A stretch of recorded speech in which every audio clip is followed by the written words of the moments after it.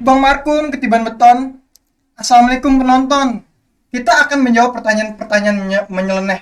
Tapi sebelum itu kita sapa dulu dong nih Ustadz tampan dan beriman kita. Jih. Wan Fauzan. Assalamualaikum Wan. Waalaikumsalam warahmatullah. Gimana Wan kabar hari ini? Alhamdulillah sehat walafiat. Gimana kabarnya? Saya sehat juga. Soalnya kalau kabar saya buruk nggak mungkin saya di sini. Iya juga. Nih Wan, Alhamdulillah. sebelum kita memulai acara nih Wan, saya mau nanya dulu nih Wan. Pribadi nih. Pertanyaan pribadi. WD. Coba-coba. Tapi bukan curhat ya. Oh, bukan coret. Bukan, tentang keislaman juga. Menurut Wan Fauzan, kesehatan itu kenikmatan yang sempurna bukan sih? Menurut saya ya, Mm-mm. sehat. Ya sehat itu nikmat. Nikmat. Nikmat. Tapi kalau kita lagi sehat, kita nggak bisa nikmatin itu. Bener juga sih. Iya nggak? Bener sih. Contoh aja, Contoh, kita, jangan kita dah.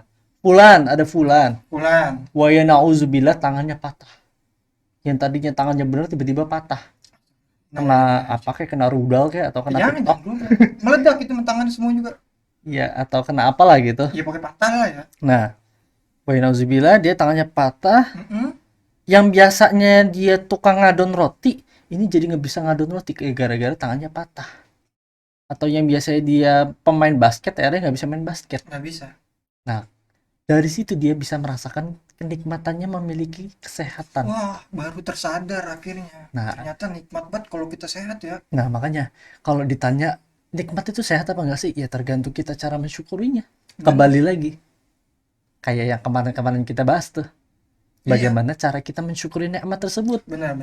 Kita bangun tidur, alhamdulillah masih diberi nafas yang Masih lega, dikasih napas.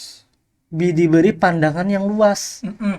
diberi kesehatan tangan, zohir, batin, pemikiran semuanya sehat. Benar, Bang. Kadang ada orang bangun tidur udah ditanyain, "Mana buka?" Ya, Wah, iya lu. tapi Kan serem tuh. serem sih.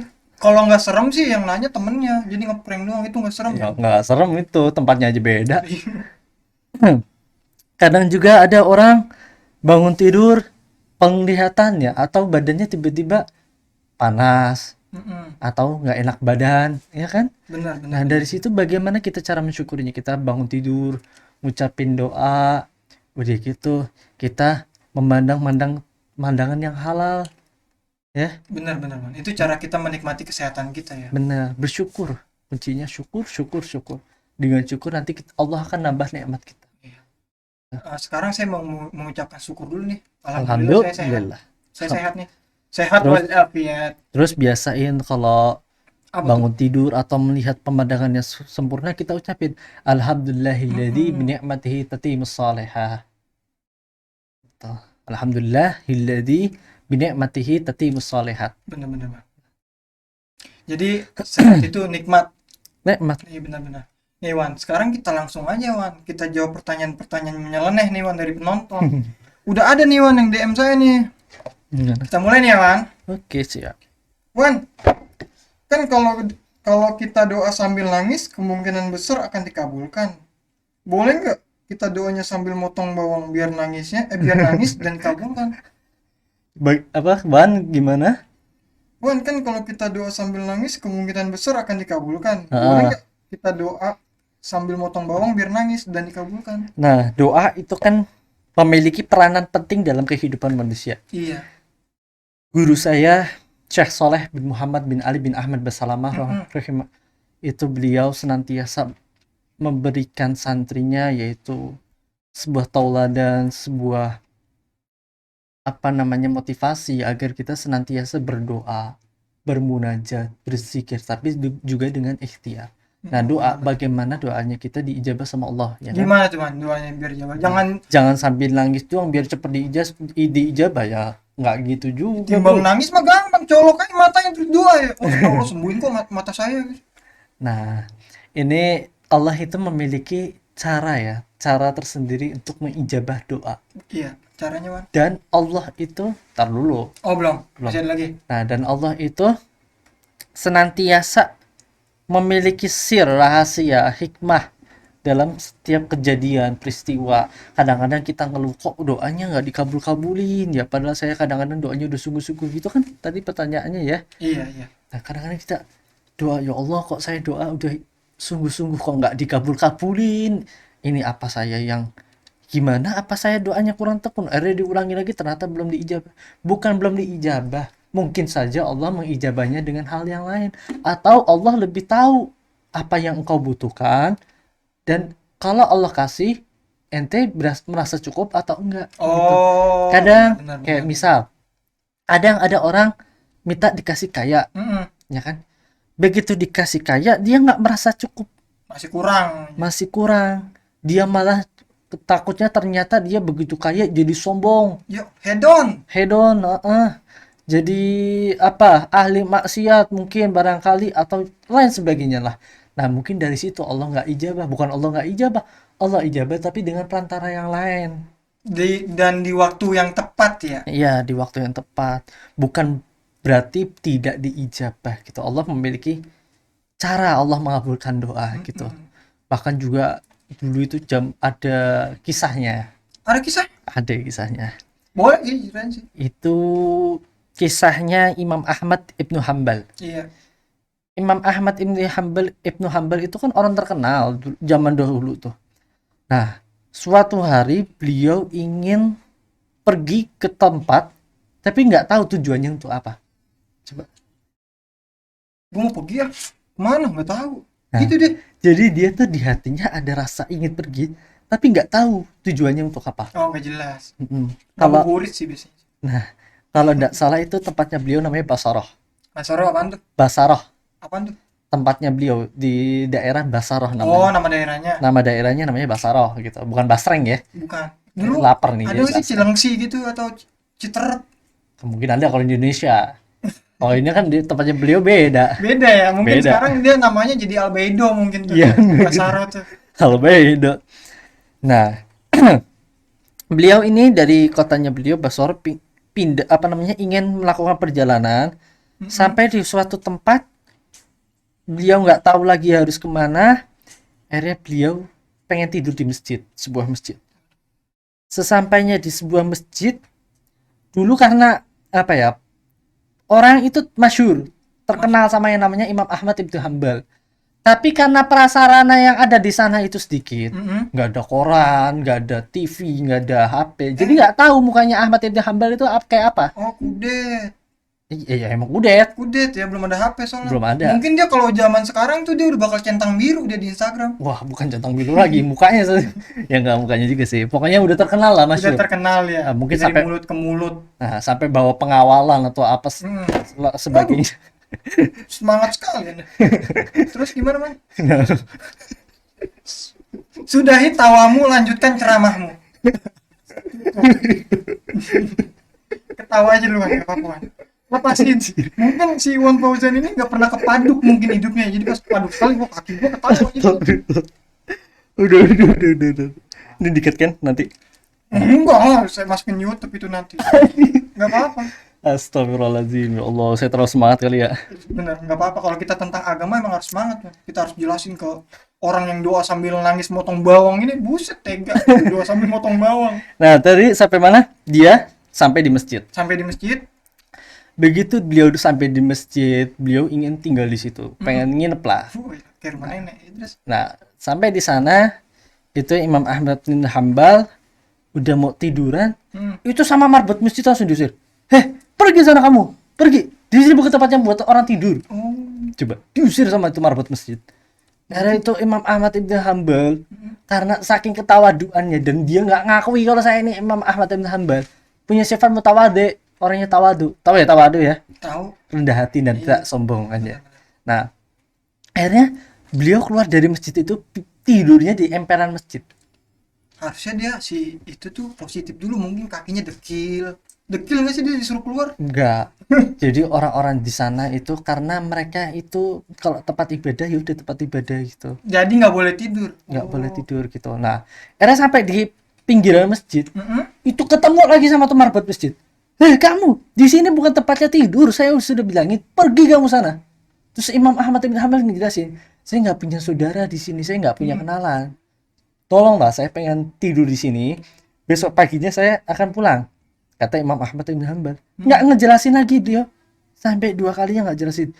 Terus kata Marbot di situ, enggak, udah nggak ada. Ayo sini, saya pergi udah sana. Emosi nggak tuh dia? Enggak. Enggak, Dia timbang tidur doang kagak boleh. Makanya. Kali gitu. Ini karena imamnya mutawalde, orangnya Iya. tawadhu, itu sampai diseret ke pinggir jalan, beliau tetap diem. Diam dia. Diem. Akhirnya sampai diseret pinggir jalan, ditaruh di jalan sama tuh marbot masjid. Ada tukang roti ngeliat. Ya. Nah, tukang roti itu ngeliat, terus karena kasihan, akhirnya manggil. Ya Fulan, Ta'al. Tahu. Ta'al itu kemari. Oh. Wahai Fulan, sini deh. Kamu kenapa? Nggak punya tempat tinggal ya? Mm-mm. Ya enggak, saya nggak punya tempat tinggal. Saya nggak ada siapa-siapa di sini. Ya udah, kalau kamu mau, kamu tinggallah di Mahbas. Mahbas itu namanya toko roti. Kamu tinggallah di tempat saya, di Mahbas ini toko roti. Ya, saya pengen tinggal di tempat kamu, nanti besok pagi saya akan pulang gitu, karena Boleh saya tuh. karena saya nggak ada tujuan. Akhirnya boleh, dibolehin Oh. tuh sama penjaga rotinya. Terus akhirnya ditunjukin tuh tempat tidurnya, itu tukang rotinya ngelanjutin lagi pekerjaannya, ngadon roti, buat roti, bukan roti, ngadon roti, karena dia di toko roti, dia masih mungkin karena malam ya, dia buat biar adonannya begitu pagi sudah selesai gitu. Nah, begitu Imam Ahmad bin Hanbal istirahat, terus dia ngelanjutin lagi pekerjaannya, sambil dia ngadon roti, dia itu ngucap zikir. Subhanallah, alhamdulillah, wa la ilaha illallah, wallahu akbar, astaghfirullah. Subhanallah, alhamdulillah, wa la ilaha illallah, wallahu akbar, astaghfirullah. Terus diucap kalimat kayak gitu terus. Si tukang roti. Si tukang roti. Coba, tukang roti. Ya. Oh, gimana kuat sekali dia. Lah, akhirnya ini si tukang roti ini sambil ngucapin kayak gini, Imam Ahmad dengar, ditanya, "Wahai tukang roti, sejak kapan kamu ngelakuin ini?" Apa maksud pertanyaanmu? Itu, kata Imam Ahmad Ibn Hanbal, itu kamu mengucapkan subhanallah walhamdulillah wa la ilaha illallah wallahu akbar. Saya mengucapkan ini sudah lama. Dan tidak ada satu doa pun yang tidak diijabah sama Allah. Kaget Imam Ahmad bin Hanbal. Mada auta syai'an illa ajabakallah. Tidak ada satu doa pun yang tidak diijabah oleh Allah. Ya, enggak ada satu pun doa yang tidak diijabah sama Allah, kecuali tinggal satu. Apa tuh? Apa itu, kata Imam Ahmad? Saya ingin bertemu dengan idola saya. Siapa tuh? Kata beliau adalah Imam Hadal Asyar, Imam Ahmad Ibn Hanbal. Dia belum kenal saya, kata si Imam. Nah, Jangan macam-macam nanti. nah, karena ini zaman dulu prasarananya minus ya. Ini Imam Ahmad Ibn Hanbal kaget saking tertegunnya, terus dia bilang gini, si tukang roti masih ingin lanjutin kalimatnya tadi, saya masih ingin bertemu dengan idola saya Imam Ahmad Ibn Hanbal. Tapi mungkin Allah belum ijabah doa saya gitu. Terus akhirnya Nongolin karena KTP tuh. Enggak lah, zaman dulu nggak ada KTP. Ada aja ente. Jadi identitas untuk dia tahu si Imam tuh gimana? Karena mereka orang zaman sekarang itu warok, punya sifat apa namanya? Punya sifat percaya. Oh, sifat percaya. Percayanya kuat gitu. Nah, akhirnya Imam Ahmad ngungkapin, "Wahai fulan, sesungguhnya aku inilah Ahmad Ibn Hanbal." Saya siapa sih? Sesungguhnya saya inilah Ahmad Ibn Hanbal. Saya Ahmad Fulan. Saya langsung deh. Langsung. Pokoknya langsung kaget lah. Karena apa? Keyakinannya dia dalam berdoa, dan karena Allah sering mengijabahkan doanya, dan yakinnya dia sama Allah, membuat doa itu diijabah. Dijawab tuh. Diijabah. Dan bertemu sama Imam Ahmad bin Hanbal. Kata Imam Ahmad bin Hanbal apa? Tidak saya pergi dari rumah saya sampai saya diusir dari masjid cuma karena ijabahnya doanyamu. Coba. Itu cara Allah mengabulkan doa. Ini cara Allah mengabulkan doa, maksudnya kita kalau doa sambil ngadon roti sambil zikir. Ya enggak gitu. Oh, enggak. Tapi bagaimana kita itu apa ya namanya? Pasrah. Berserah diri kepada Allah. Allah mau ijabah atau Allah mengijabahnya dengan cara lain. Seperti itu, ya. Nah, terus bagaimana kita itu berserah diri agar kita setiap doa kita yakin Allah itu bakal ijabah. Dan jangan kita seakan-akan doa tapi memaksa. Ya Allah, kabulin apa? Tega Nah, buat kok dikabulin kayak gitu maksa ya? kadang-kadang kita doa tapi malah kayak istilahnya ngancam. Ya Allah, kalau misalnya saya nggak dia kabulin doanya, saya bakal gini deh. Saya bakal gak sholat bodo amat lu mau kata Nah, apa juga. kan Macam kadang-kadang ada yang kayak gitu. Nah, tapi iya. bagaimana kita pasrah sama Allah? Ya Allah, ya Rahman, atau kita bujuklah Allah, kita apa namanya? Kita rayu sama Allah, kita sebutin sifat-sifatnya Allah. Ya Allah, ya Kita Rahman, ya puji Rahim. Allah setinggi-tingginya, kita Benar. rendahkan diri kita serendah-rendahnya di hadapan Nah, Allah. benar. Harus seperti itu. Kita berdoa. Doa itu juga memiliki adab, dan doa itu sebagai prasarana terpenting dalam kehidupan manusia. Kayak misal kita pengen doa minta rezeki yang banyak, ya kita minta sama Allah dengan menyebut sifat-sifatnya Allah. Ya Allah, Engkau Maha Pengasih Sayang, Engkau itu Maha Kaya, dan sesungguhnya aku ini hamba yang kaya. Karena apa? Engkau Maha Kaya, wa ana Abdul Ghani. Saya hamba yang Maha Kayak Kaya. Gitu. Kita sebutin sifatnya Allah. Kita rayu sama Allah. Gitu. ayo tinggi-tinggiin lah pokoknya lah. Iya, bagaimana kita agar kita yakini doanya kita dijabah dan Allah mengijabah doa kita. Jadi bukan nangis sambil motong doa sambil motong bawang biar Makanya. doa lu dijabah. Dan itu semua itu karena hati ya. Itu kalau kita pas lagi doa minta diampunin sama Allah atau lagi doa apa dan kita nggak bisa nangis, maka kita pertanyakan hati kita sedang ada sakit apa. Oh dia udah minta ampun gak akan nangis tuh orang. Nah makanya. Maksud hatinya keras banget kalau Nah mau kita nangis. pertanyakan hati kita itu sesakit apa. Tanyakan ke kita saja dan ke dianya. Lu sakit kayak sih hati gua. Ya nggak gitu. Kalau keluar air mata gitu ya.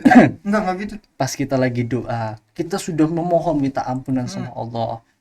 Kita meminta agar dipertobatkanlah kita. Tapi kita tidak punya perasaan di hati ini rasa nangis gitu atau apa, maka pertanyakanlah hati kita seperti apa hati kita. Iya benar-benar. Jadi jangan modal nangis dong mau dikabulin. Udah gitu sambil motong bawang lagi.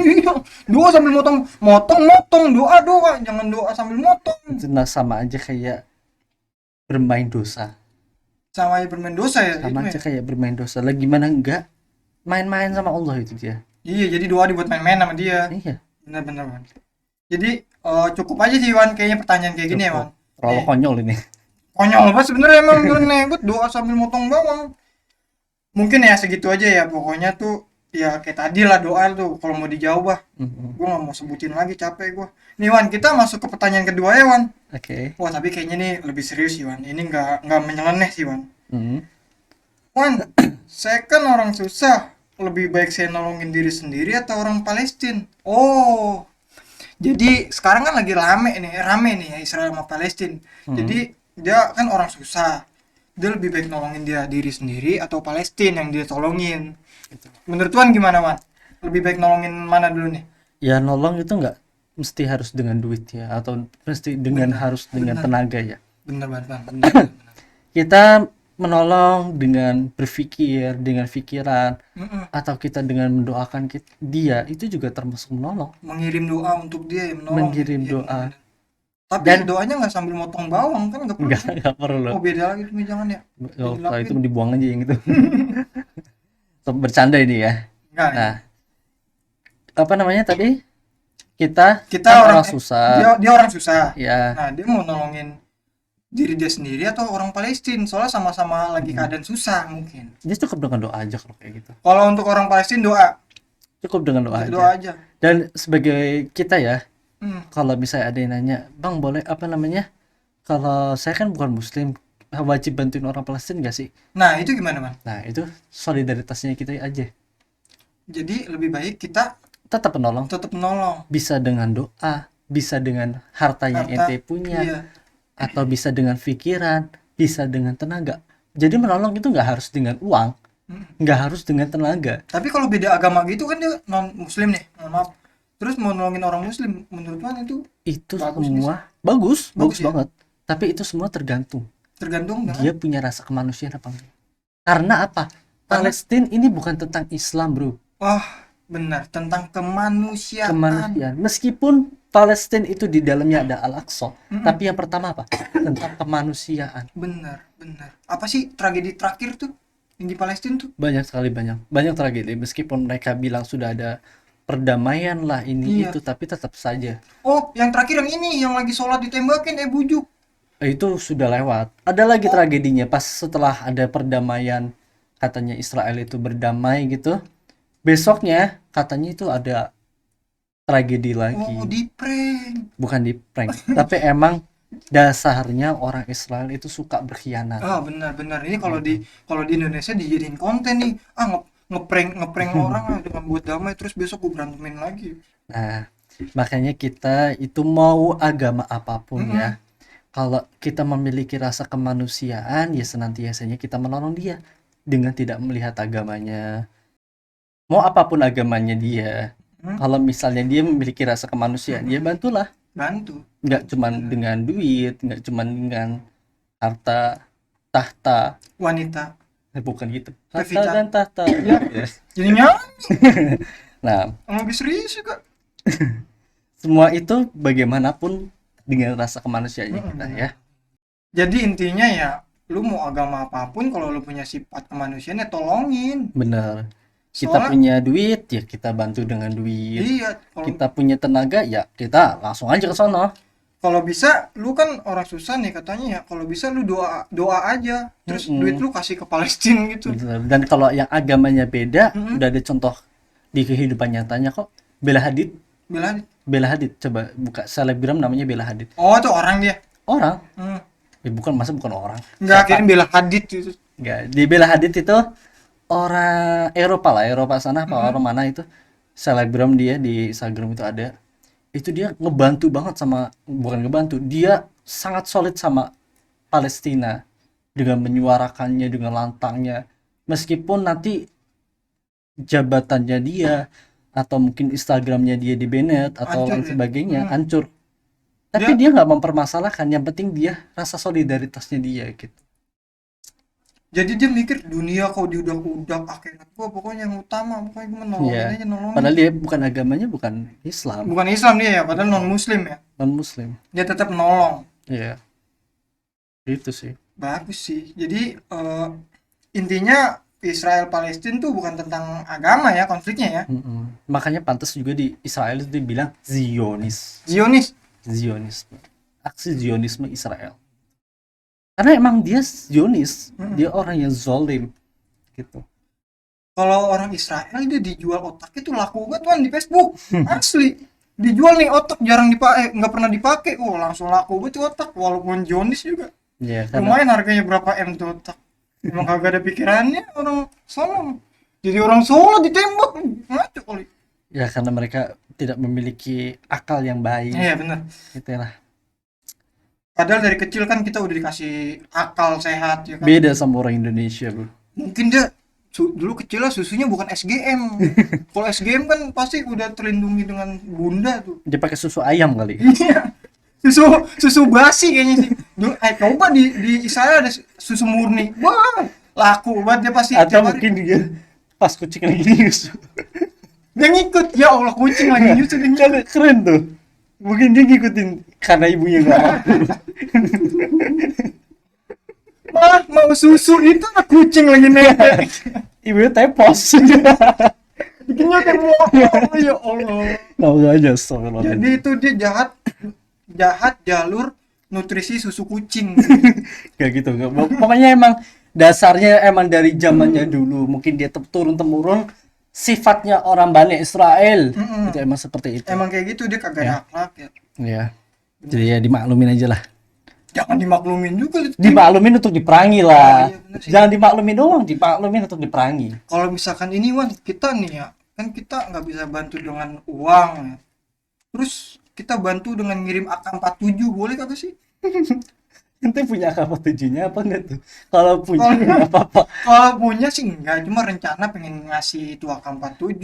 Ya jangan rencana aja, kalau yang punya ya nggak apa-apa. Tapi Kasih. kalau Kalau nyampe lagian kan diperiksa dulu di bandara. nah itu ya, kalau insya Allah kalau bantuan ya, kalau kalau Allah berkehendak ya sampai aja. Oh, tapi jangan dianggap serius juga sih ngirim AK-47 Nggak kan. apa-apa Bercanda kalau doang. mau serius. Tapi saya pengennya sih saya kasih AK-47 dikasih tutorialnya juga nembak. Soalnya kalau di AK-47 tuh recoilnya tuh ngangkat-ngangkat tuh. Kadang takutnya dia ke belakang nembak. Tapi orang sana mah memang udah berpengalaman megang senjata sih. Kan iya kan. ada pasukan Hamas yang melatih warga-warga Israel untuk bersenjata gitu. Beberapa lah, Enggak, kita semuanya. ngasihnya ke Palestina, maksudnya kasih senjatanya. Iya, Palestina maksudnya kalau jadi Israel ya. Iya, dia mau orang jahat jangan ngomongin ah. Iya. Dia kalau di tongkrongan tuh anak Israel gua dicengin parah. Emang ada. Ya nggak ada sih, maksudnya dia kalau kalau dia anak tongkrongan, Oh, dia tuh kayak 86, bikin bubar. Bikin bubar tongkrongan jadinya. Aduh, aduh. Ya, seperti itulah. Jadi kayak gitu aja, Wan. Iya. Jelasin pokoknya intinya tuh Israel dan Palestina tentang kemanusiaan, bukan tentang agama. Jadi mau agama apapun ataupun sesusah apapun kita nolongin dengan doa tuh bisa. Nggak cuma duit. Jangan apa-apa duit, ngaco oleh duit mulu. Pokoknya gitulah ya, Wan, pertanyaan dua nih, Wan. Gitulah. Yang penting penting- kita doakan terus negara Palestina, benar. orang-orang Palestina agar diberi kesabaran, diberi kekuatan sama Allah. Pokoknya mari kita doakan rakyat Palestina agar senantiasa diberi kesabaran, Amin. ketabahan, Amin. kekuatan, Amin. agar bisa melawan penindasan yang mereka hadapi. Amin, amin ya rabbal alamin. Intinya tetap kita doakan warga Palestina walaupun kita sesusah apapun, dalam keadaan apapun, kalau bisa tuh tetap doain. Benar. Jangan malah ikutan ngasih AK-47 ke Israel. Sama aja ngasih senjata ke musuh kayak gitu mah. Dengan ini kita doain, kita baca sholawatan aja dulu buat Kita rakyat Palestina. Bismillah. Allahumma salli ala sayyidina Muhammad wa asgili zalimin bil zalimin. Allahumma salli ala sayyidina Muhammad wa asgili zalimin bil zalimin. وأخرجنا من بينهم سالمين وعلى آله وصحبه أجمعين ربنا تقبل منا إنك أنت السميع العليم وتب علينا إنك أنت التواب الرحيم بفضل سبحان ربك رب العزة عما يصفون والسلام على المرسلين والحمد لله رب العالمين. Amin.